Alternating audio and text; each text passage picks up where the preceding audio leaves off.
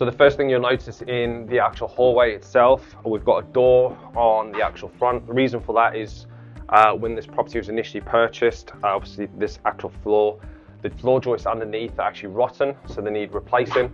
So we're going to have to get some remedial works from there. Now, since we started stripping out the property itself, we noticed there's other floor joists throughout the property that are rotten, that weren't foreseen when we actually viewed the property initially, or the surveyor picked up itself. When you start stripping out a property, you normally start finding issues with it, etc. And it's good to find out at this stage so we can actually sort them out. You notice we're actually taking off the plaster itself. So the guys have actually done a great job of that. And the reason for this, so we can do a full damp course. So we'll put a scratch coat on the actual brick, and then we'll apply a tanking solution on there itself, so we can actually protect the property from any further rise in damp. This property is probably one of the wettest properties that we've actually dealt with. We'll talk about why that is as we go through this video. So we're currently in the front room itself. What you can see is we started stripping out the floors, doing a bit more investigation. So the guys have done a great work actually pulling out all the plaster off the walls. So we're going to re-plaster the full house. On the external walls itself, we're going to have to put a thermoplaster board. So basically a 63mm PIR plasterboard. So it's got 50mm insulation that's stuck on the back of a 12.5mm plasterboard.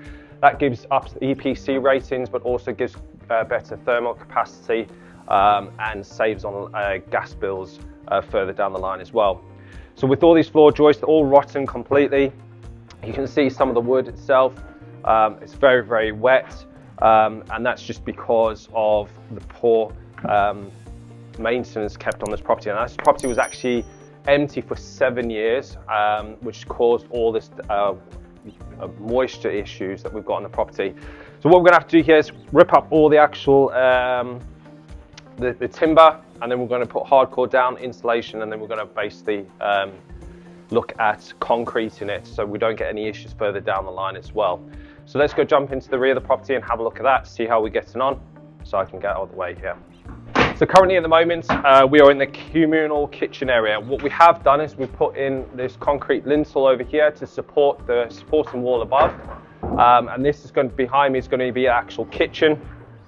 And what we will do is have this a nice open kitchen communal area itself from here.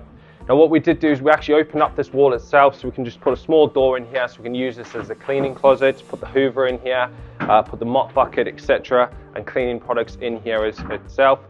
Now we had a door automatically over here. The reason why we're actually not using that is because we're going to utilize the full space of the kitchen. So we put the fridge freezer to my left, and we have the kitchen counter units going all the way around, with the oven and hob to the rear of the property. Now this is quite a nice wide property, so we're going to have good big bedrooms, but let's go look outside and have a look at the reason why this property is so damp in the first place. So you notice outside this actual property, we've got a huge issue with the actual render. So at the top of the property there, you see that the actual gutters has been missing. Now we noticed this when we actually viewed the property initially, but after further inspection, when we start stripping out, what we noticed is that this render is actually blowing. So how do you actually tell that? So you can get a screwdriver or a hammer or something, just tap it. If it sounds hollow, that means that actually the render is actually blowing.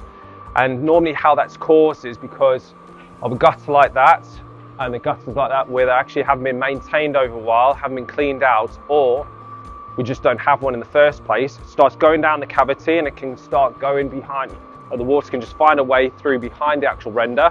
And then over the winter, when it gets cold, the water actually freezes and then blows the actual concrete itself. So what we're going to have to do is we're going to have to actually take all this render off from the ground floor all the way to the top, because we looked at it, got a ladder up, checked it all, and we're going to have to re-render the whole back of the property. So this is one of the main causes for all the water damage in the property. Now damp's only going to rise to 1.5 meters. Anything above that is normally water penetration, which is what the cause we actually have here on this property. So we'll notice when we go upstairs, we've also got floor joist issues that we're going to have to replace there, and it's all caused from this side. And you can see all at the top there, the actual blown render itself, okay? So that's what we're going to have to do to sort that out. Let's go jump upstairs and have a look at the damaged floor joists and the rest of the layout of the property.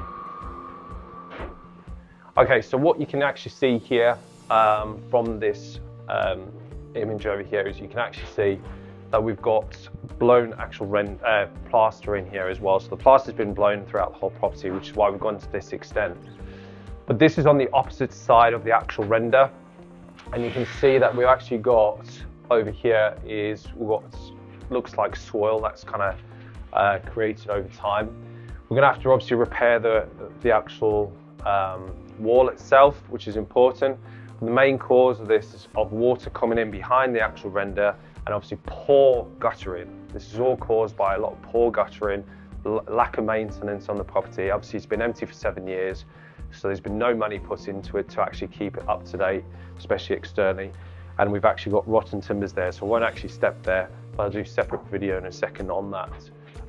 So we're going to have to obviously clean this off, repair any brickwork that needs to be done, repoint anything internally, and then obviously we're going to have to replace these floor joists as well, put a damp-proof membrane on the end of them, and obviously put new floorboards in this full bedroom itself before we actually convert this into 2 off suites.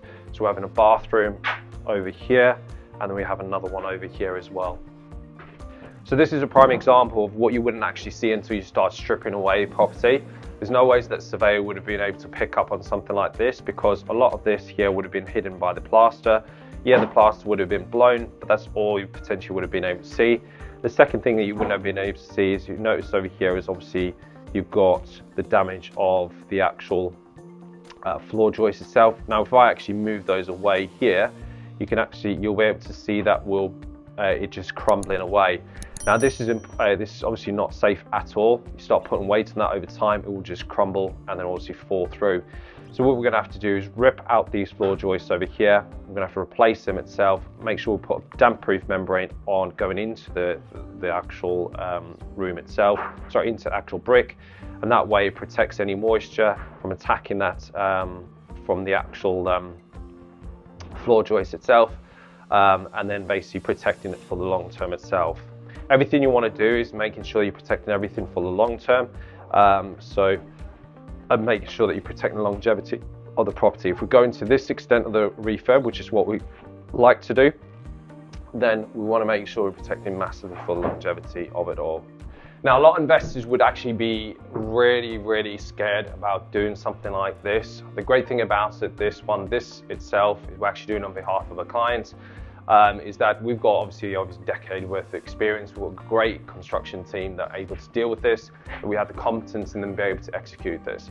For me, myself as an investor, looking at properties like this, I much prefer it. The reason for it is I've got something that I can think for the long term of, rather than doing a buff and fluff refurb, very cheap refurbishment, and having to do constant maintenance repairs every single year going on. But the reason why we like HMOs so much is we've got the budget where we can pay a decent amount of money for decent people, get quality work, and also protect the longevity of the actual property itself. So we can start thinking as an investment property, rather than every 5 years refurbishment, we can start thinking maybe every 20, 25 years. So going to something like this is better because I can actually force appreciate the value of the property a lot more. I can by adding value means get higher valuations itself, and you can actually justify the valuation you have. And there's no ways that you can go in and buy a property and buy below market value, spend £5,000 for it and expect a £30, £50 increase in value of property. It's just basic economics. The amount of value added, you aren't able to do that. So when you're seeing a lot of people saying, oh, I've done a £5,000, £10,000 refurb, and they're trying to get a £30, £40 valuation, it doesn't really work. And they wonder why they get devaluations all the time. You have to have significant evidence and added enough value into the property to be able to get those valuations higher. Stuff like this, yes, it's a bit extreme, but in this case, it's an extreme circumstance where we've had to take all the brick off because it's all blown. If you didn't do that, you're going to have issues, plaster falling off potentially, moisture issues, etc. So you want to protect things for the longevity. So we're in bedroom number 3 now. This is going to have its ensuite. Next door to this bedroom on the other side of this wall is bedroom number 2. That will have its own off suite. So the great thing about this, we'll be able to locate the actual ensuite here. So you always want to think about your ensuites about drainage. How are you going to get the waste out of the actual building in the most cost-effective and efficient ways possible? When it comes to en-suites, you're going to have to start thinking about that, potentially lowering ceilings underneath, if you can't get the fall of the waste getting out there. So you need 20 mil, I think it's every meter, you need of actual fall, so you get the right angle of the waste getting out of the building. Now, if you don't have thick enough floor joist, you have to think about that.